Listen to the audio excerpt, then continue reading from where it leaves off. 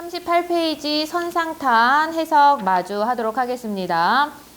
중간 정도 보면은 3공도 아니 바꿀부터 그냥 다시 할게요.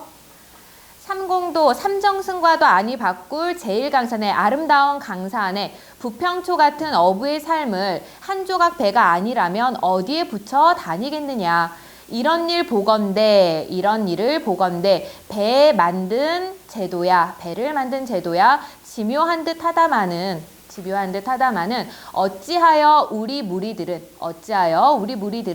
나는 듯한 판옥선을 군선 얘기하는 거죠. 병선 나는 듯한 판옥선을 주야로 빗깃하고 낮밤으로 밤낮으로 비스듬히 타고 인풍영월 하되 흥이 전혀 없는 게요. 인풍영월 바람에 임하고 달을 노래하되 흥이 전혀 없는 것인가.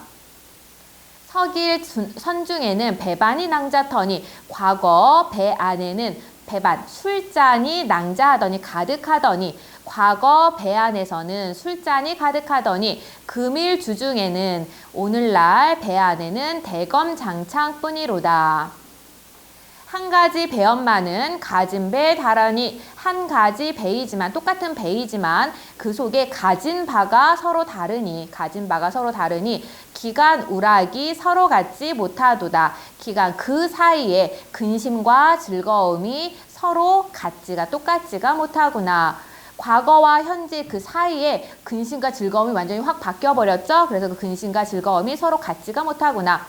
시시로 머리 들어 북진을 바라보며 때때로 머리를 들어서 북쪽을 바라보며 상시 노루를 천일방에 지인하다. 북쪽에는 누가 있어요? 화전 지금 부산에 있죠. 진동영이 부산이라 그래서 북쪽에 누가 있어? 왕이 있는 거죠. 임금을 생각을 하고 있어요. 상심한 노루 늙은이의 눈물이 천일방 하늘 한 구석에서 지다 떨어지는구나. 때때로 머리를 들어 북쪽을 바라보며 상심한 늙은이의 눈물을 하늘 한 구석에서 떨어뜨리는구나. 오동방 문물이 한당송에 지랴마는 오동방 우리나라의 문물이 한나라 당나라 송나라에 지겠냐마는 국운이 불행하여 나라의 운수가 불행하여 해추 흉모에 해 바다의 추악하고 흉악한 몰입에 건달들 이런 것들을 의미하는 거죠. 바다의 추악하고 흉악한 몰입에 만고수를 안고 있어. 만년 동안 씻을 수 없는 수치를 안고 있어. 만년 동안도 씻을 수 없는 그런 심각한 강한 수치를 안고 있어.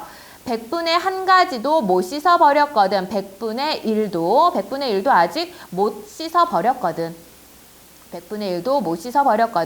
이 몸이 무상한들 신자이 되어 있어다가 이 몸이 무상 변변치 못한들 이 몸이 보잘것없은들 이 몸이 변변치 못한들 신하가 되어 있다가 신하로 살아가다가 신하가 되어 있다가 궁달이 길이 달라 못 외웁고 늙으신들 궁달 했을 때 궁은 신하를 나타내는 거고요. 달은 임금을 나타내는 겁니다. 궁핍하고 좀 보잘것없다라는 궁이고요. 달은 영달 좀 높다 고귀하다 할 때 달이에요. 그래서 신하와 임금의 길이 달라 그동안 임금을 못 모시고 늙었었는데 임금과 신하의 길이 달라 못 모시고 늙었었는데 우국단심이야 어느 가게 잊을런고 우국단심 나라를 걱정하는 마음이야 어느 때에 잊었겠느냐. 임금 곁에서 임금을 보필하지는 못했지만 한 번도 나라 걱정하는 마음은 잊은 적이 없다. 관계겨운 장기는 노당익장 하다마는 관계, 비분관계 할 때 그 관계예요. 관계겨운 장기, 장한 기운은 노당익장은 당자 빼놓고 요즘에도 사용합니다. 노익장이라는 말 쓰죠. 늙을수록 더 강해졌을 때 노익장. 관계겨운 장한 기운은 노익장 하다마는 늙을수록 더 강해지지만은 조그만한 이 몸이 병중에 들었으니 병이 걸렸으니 설분 신원이 어려울 듯 하건만은 설분 신원 분함을 씻어내는 것이 어려울 듯 하지만 내가 몸도 건강하지 않고 하니까 외구에 대한 분함을 다 씻어내기가 조금 힘들 듯 하지만은 그러나 사제갈도 생중달을 멀리 쫓고 발없은 손빈도 방연을 잡았거든. 고사인용 나와 있네요. 사제갈 생중달 이게 뭐냐면요. 너네 이제 삼국지 좋아하는 사람 없어요 혹시? 좋아하는 애들은 되게 좋아하던데 삼국지 내용. 뭐 게임도 엄청 많이 하고 삼국지 관련 게임도 많이 있잖아요. 관심 없어요? 알겠습니다. 사제갈 생중달 고사는 혹시 그럼 모르고 계시겠네요. 네, 알겠습니다. 제갈공명이랑 중달, 이 삼화중달인가? 나도 사실 삼국지나 관심 없거든요. 삼화중달이랑 이제 전투를 벌이는데 제갈공명의 몸이 점점 안 좋아졌어요. 아파서 이제 곧 죽을 것 같은 상황에 처한 거야. 그랬을 때 제갈공명이 내가 만약 죽었다는 소식이 전해지면 그러면 중달이 바로 쳐들어와서 우리나라가 망할 텐데 라는 걸 알게 되고는 깨를 하나 내어요. 뭐냐 하면 자기가 죽더라도 자기 모양의 인형을 만들게 해. 인형을 만들게 해가지고 삼화중달이 쫓아왔을 때 그 인형을 내세우는 거야. 내세워서 사실은 우리가 이거 함정을 판 거다. 제갈공명이 죽지 않았는데 너네를 몰살시키려고 함정을 판 거다. 이런 분위기를 조성을 하는 거예요. 그래서 중달의 무리들이 어떻게 도망가게끔 하는 거거든. 그거예요. 죽은 제갈공명도 살아있는 중달을 멀리 쫓아버리고 그 고사입니다. 그리고 발업쓴 손빈도 방연을 잡았거든. 요것도 이제 고사인데 손자병법이라고 들어봤지 얘들아?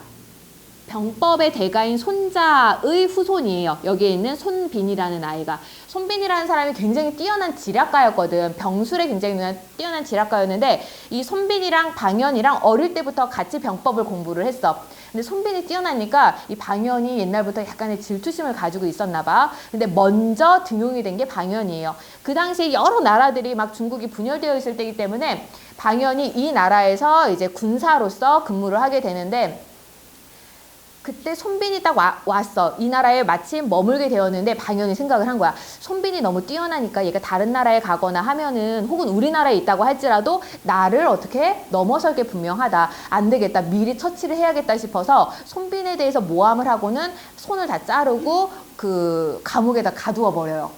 손발을 다 잘라버리고 감옥에다 가두어 버려.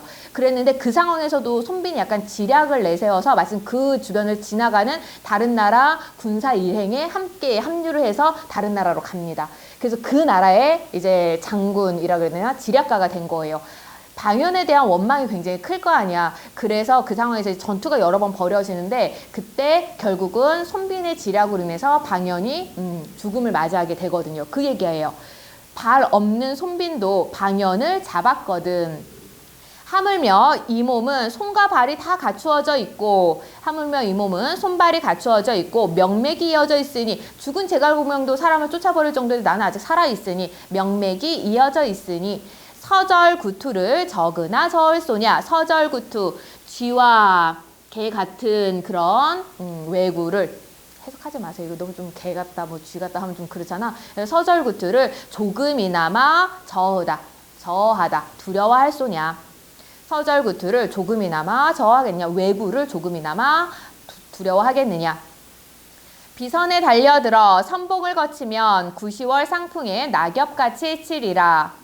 비선, 나는 듯한 배에 달려들어 선봉 맨 앞에 서서 나는 듯한 배에 달려들어 맨 앞에 서서 9, 10월 서릿바람에 낙엽 떨어지는 것처럼 그 외구의 목을 어떻게 다 해치리라. 7종7금을 우린들 못할 것까. 7종7금 이것도 고사죠. 이것도 삼국지에 나오는 고사인데 제갈공명이 워낙 뛰어나기 때문에 쉽게 잡을 수가 있는 거야. 지략을 통해서. 그래서 7번 잡았다가 7번 다 놓아줬어. 왜? 필요하면 언제든지 쉽게 잡을 수가 있으니까. 그 정도로 우위가 굉장히 뚜렷하게 나타날 때 7종7금을 한다라고 표현을 하거든요. 그래서 7종7금을 우린들 못하겠느냐. 우리가 훨씬 뛰어난데. 준피도이들아 수이거랑 하야사라. 준피도이 꾸물거리는 벌레 같은 외구들아. 뭔가 그냥 준피도이 이것도 해석하지 마세요. 준피도이들아 수이 빨리 거랑하여라. 항복하여라. 준피도이들아 빨리 항복하여라. 항자 불살이니 너를 구태 선멸하랴. 항복한 자는 불살 죽이지 않을 것이니 너희들을 굳이 다 선멸하겠느냐. 항복하면 살려줄게. 항복 안 하면 전부 다 선멸해버릴 거야. 오왕 성덕이 욕병생 하시니라. 우리 왕의 성덕이 욕하고자 한다. 병생 함께 살고자 한다. 너희들을 다 죽이려는 것이 아니라 우리 임금의 성덕이 함께 살아가고자 하시니라. 태평천하에 요순군민 되하이셔. 태평천하의 요순시대의 그런 백성처럼 되어서 일월광화는 조부조하였거든. 일월광화 해와 달이 계속 밝게 비추는 거예요. 해와 달이 아침 또 아침, 아침만 계속 이어진다는 거니까 그 정도로 임금의 은혜가 끊임없이 이어진다. 이것도 그냥 풀어서 그냥 임금의 은혜가 끝없이 이어진다라고 하시든가 그거 아니면 그냥 읽어버리세요. 일월광화는 아침 또 아침 하였거든. 전선 타던 우리 몸도, 군함을 타던 우리 몸도 고깃배에 창만하고, 고깃배에서 창만, 노래를 부르고, 풍류를 즐기며 노래를 부르고, 추월 춘풍에 높이 베고 누워 있어. 가을 달, 그 다음에 봄 바람을 높이 베고 누워서 성대 해불 양파를 다시 보려 하노라. 성대, 태평성대의 해불 양파, 파도가 일지 않는 바다. 그러니까 그 정도로 잔잔하고 평화로운 시절을 다시 보려고 하노라. 여기까지가 현대어 풀이입니다. 잠깐 시간 줄 테니까 뭐 해야 될까 너네는? 표현상의 특징 찾으시면서 한번 쭉 훑고 해석 안 되는 부분 질문하세요.